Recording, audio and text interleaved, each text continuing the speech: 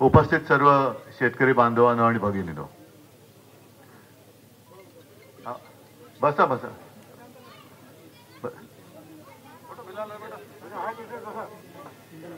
मी आज उद्या परवा जवळपास 4 दिवस मराठवाड्यातल्या तमाम शेतकरी बांधवांना आणि भगिनींना भेटण्यासाठी आलेलो आहे.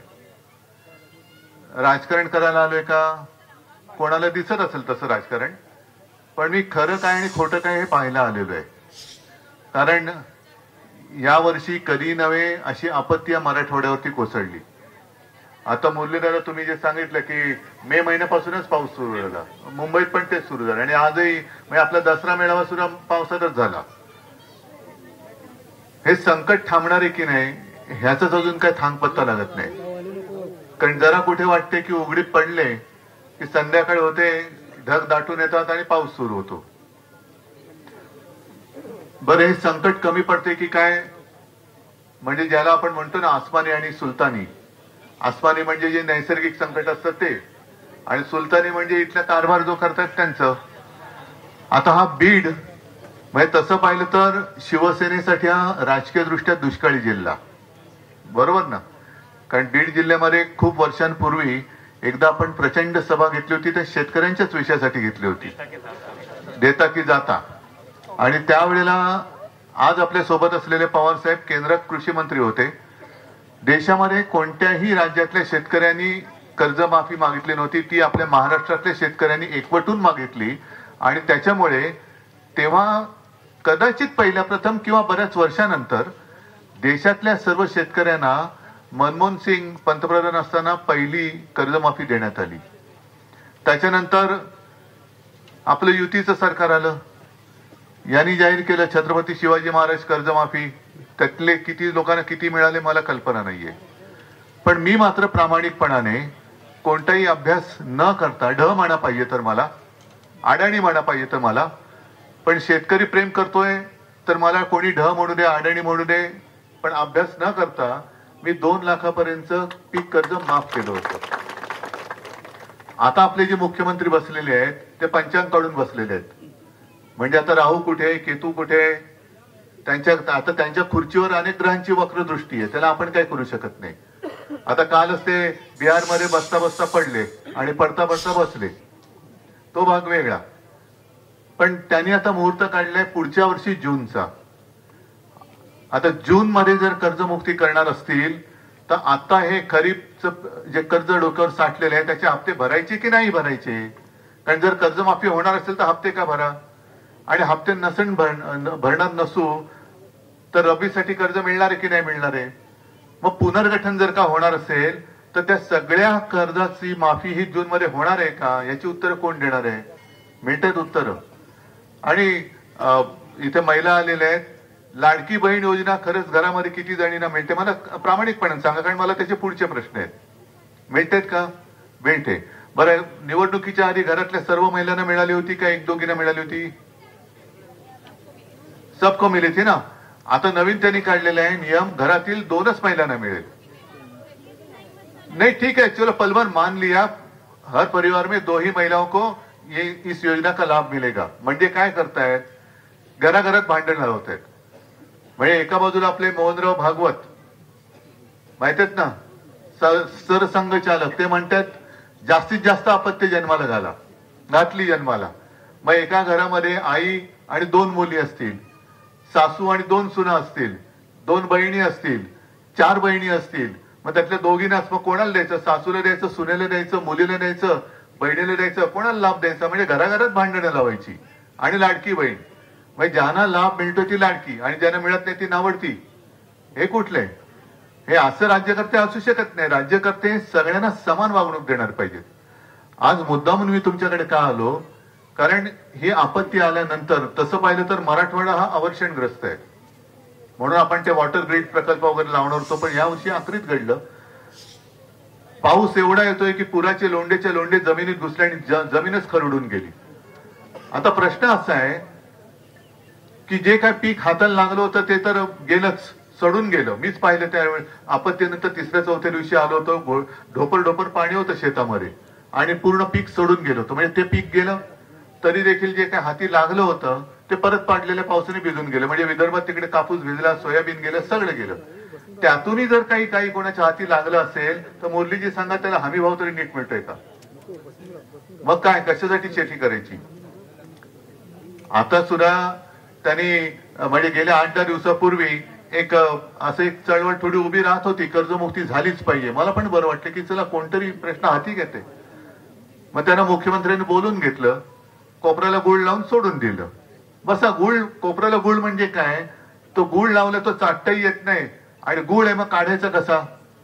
मग मोह पण आहे आणि काढताही येत नाही. मग जून मध्ये कर्जमाफी होणार आहे, मग तोपर्यंत निवडणुका काढून घ्यायच्या. आता नगरपालिका नगर परिषदेचे लावल्यात, पण जिल्हा परिषद लावण्याची धमक नाही. मग तुमच्या तोंडी काहीतरी काय लावायचं मधाचं बोट, जून मध्ये कर्जमाफी करणार, आता मतं द्या. मग त्यांना सांगायचं पहिलं आम्हाला कर्जमाफी द्या, मग तुम्हाला मतं देतो. आहे असं तुम्ही निर्णय घेऊ शकणार आहात का? तुम्ही जे आता म्हणालात ना की काहीतरी मार्ग काढा, मार्ग हाच आहे. सरकार जर दगाबाज असेल तर दगाबाजाला दग्यानेच मारायला पाहिजे. जर दगा आपल्याशी कोण करत असेल तर त्याला सुद्धा त्याचेच दात त्याच्या घशामध्ये घातले पाहिजे. आता जर का तुमच्या इकडे निवडणुका लागतील, अजून इथे निवडणुका तशा जाहीर नाही झालेल्या, जिल्हा परिषदेवर लागतील, आणि जे सरकारी येतील मंत्री संत्री वादंत्री घेऊन, त्यांना सांगायचं पहिलं माफी दे, कर्जमुक्ती कर, माफी नाही. माफी हा शब्द चुकीचा आहे, कारण माफी कोणाला देतात? गुन्हेगाराला. माझा शेतकरी गुन्हेगार नाही, माझा शेतकरी अन्नदाता आहे. त्याच्यामुळे आम्हाला कर्जमुक्ती पाहिजे. ती निवडणुकीच्या आधी केली तर, आणि तरच तुला मत देऊ. कारण निवडणुकीच्या आधी माझ्याकडे व्हिडिओ आहेत देवेंद्र फडणवीसांचा, आमचं सरकार आल्यानंतर शेतकऱ्यांचा 7-12 करू, कोरा कोरा कोरा, अरे चोरा, आता कुठे गेलास? आता कुठे गेलास?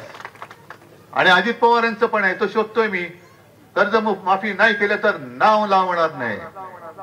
मग आता काय लावणार? तर तुम्ही सुद्धा ते काहीतरी शेतकरी म्हणून एकवटणार आहात की नाही? आहे ना, आता हिंदू मुसलमान इकडे बसलेले आहेत, मग पुन्हा जातीपाती म्हणजे पहिल्यांदा काय करायचं? हिंदू मुसलमान मध्ये मारामारी लावा. मग हिंदूंमध्ये मराठी अमराठी करा, मग मराठी माणसामध्ये मराठा मराठी तर करा. मग आपण एकमेकाची डोकी फोडत बसायची आणि आपले मस्त डोक्याला तेल चंपी मालिश करत सत्ता भोगून मोकळे.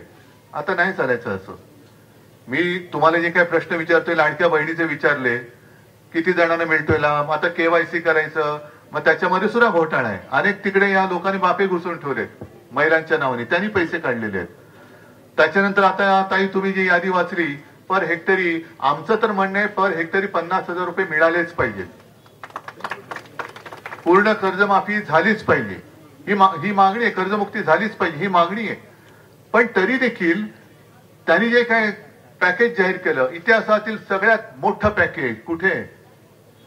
जे जाहीर कोणी केलं? मुख्यमंत्र्यांनी केलं ना. दुसरे दोघं जे आहेत ते अनर्थ मंत्री, आणि तिसरे जे दाढी खाजत फिरतात ते नगर विकास मंत्री. ते काय उपमुख्यमंत्री नाहीयेत, कारण ते संविधानात उपमुख्यमंत्री हा शब्दच नाहीये. त्याच्यामुळे हे नगर विकास आणि अनर्थ मंत्री आहेत. हे उपमुख्यमंत्री पद ह्यांना नुसतं चिकटवलंय, पण हे उपमुख्यमंत्री नाहीयेत, मिरवत आहेत. तर ते येतील तेव्हा त्यांना विचारा की तुम्ही जाहीर केलं होतं की आम्हाला कर्जमुक्त करणार.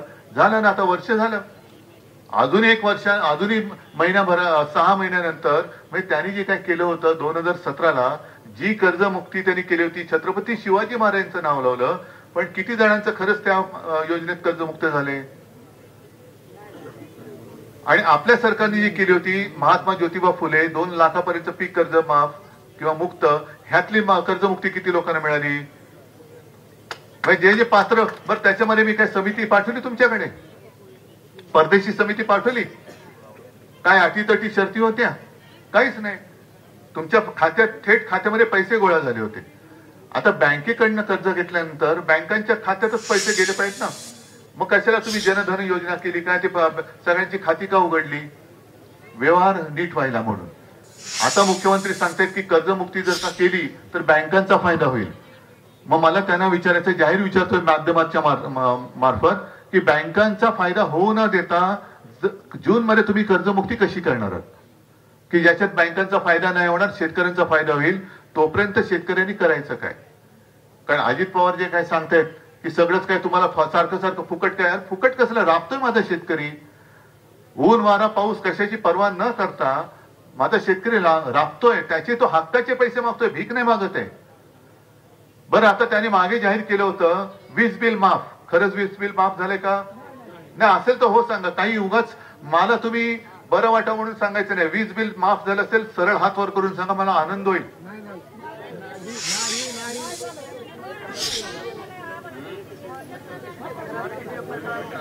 नाही, शेतीचं, कृषी पंपाचं शेतकऱ्याचं झालंय ना. मग ताई आता खरडून गेलेल्या जमिनीमध्ये माफ केलेल्या विजेने कशी शेती पिकवणार?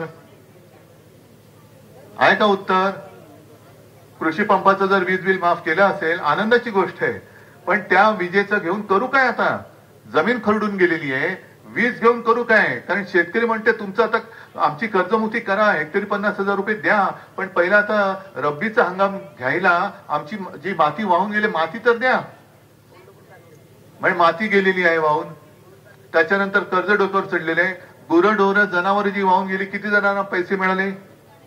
कोंबड्यांचे पैसे किती जणांना मिळाले? शेळ्या मेंढ्यांचे किती जणांना मिळाले? अरे पण कागदावर लिहिले ना इतिहासातली सगळ्यात मोठं पॅकेज म्हणून. म्हणजे इतिहासातला सगळ्यात मोठा दगा हा ह्या मतचोरी करून आलेल्या सरकारने माझ्या शेतकऱ्याला दिलेला आहे. मी सोडणार नाहीये, पण प्रश्न मी तुम्हाला विचारतोय. आम्ही संघर्ष करतोय. एक 4 दिवसापूर्वी सुद्धा मुंबईमध्ये मोठा मोर्चा काढला. कशासाठी काढला? काय विषय तुमच्याकडे आला? मत चोरी म्हणजे तुम्हाला कळलं काय?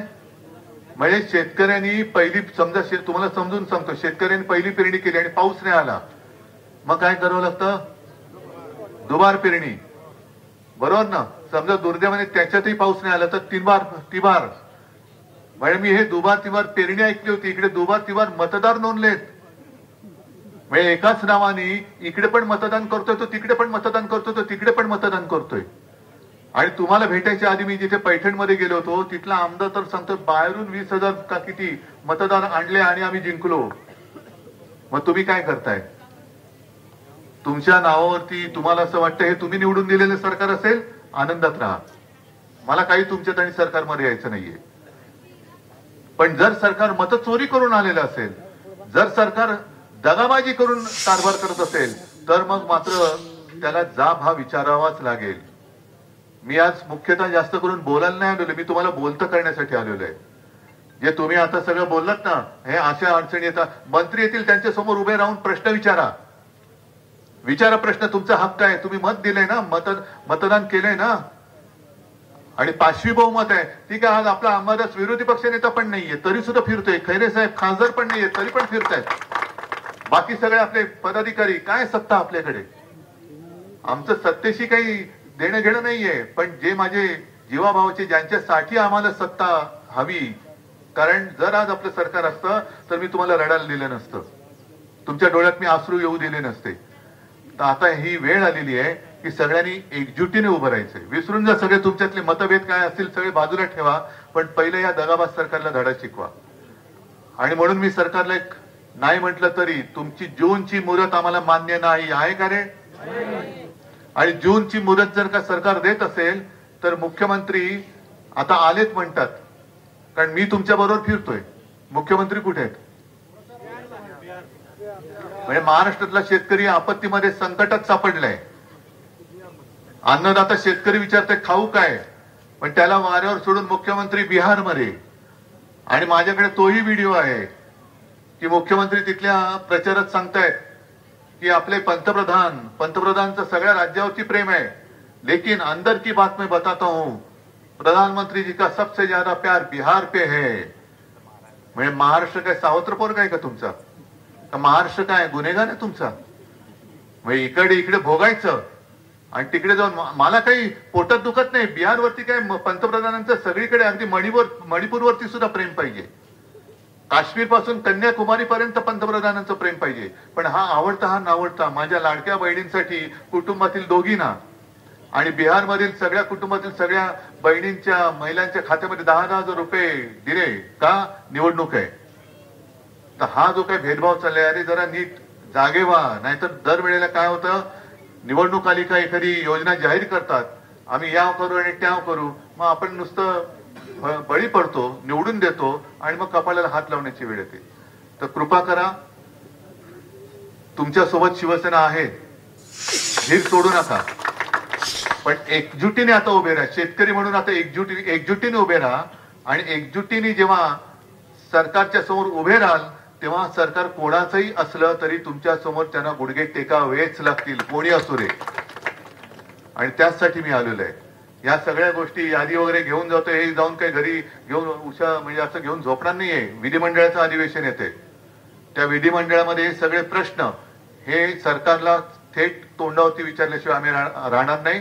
आणि माझं तर म्हणणं असं आहे की जी मदत सरकारने जाहीर केली दिवाळीच्या आत देणार होते, दिवाळी होऊन गेली, अजून एक पैसा आलेला नाहीये. काल सुद्धा मंत्रिमंडळाची बैठक झाली, मग तणातणी झाली, असं कळलं की आम्ही जाहीर केली मदत, अजून अधिकाऱ्यांवरती राग काढला. काय करणार अधिकारी, पैसे जाहीर केले, दिलेत कुठे?